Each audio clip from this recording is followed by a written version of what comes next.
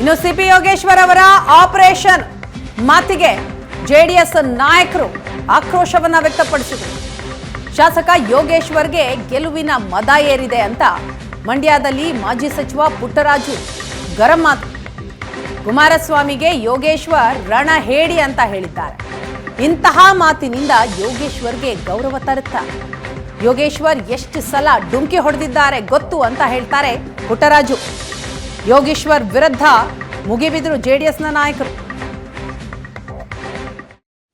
ಪ್ರಜಾಪ್ರಭುತ್ವದ ವ್ಯವಸ್ಥೆಯಲ್ಲಿ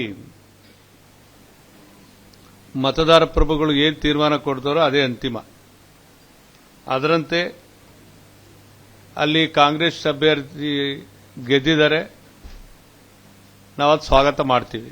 ಆದರೆ ಗೆದ್ದಂಥ ಅಭ್ಯರ್ಥಿ ಯೋಗೇಶ್ವರ್ ಅವರು ಆ ಗೆಲುವು ಕೊಟ್ಟಂತ ಚನ್ನಪಟ್ಟಣ ಮತದಾರರು ಗೆಲುವಿನೇನು ತಂದುಕೊಟ್ಟಿದ್ದಾರೆ,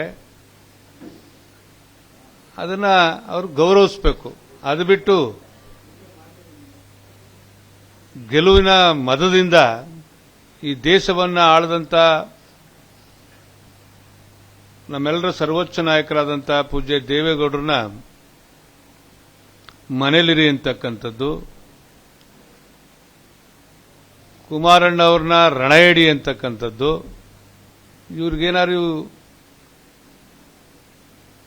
ಗೌರವ ತಂದು ಕೊಡುತ್ತಾ ಈ ಮಾತುಗಳಿಂದ ಅಂತಕ್ಕಂಥದ್ದನ್ನ ಕೇಳಲಿಕ್ಕೆ ಬಯಸ್ತೇನೆ.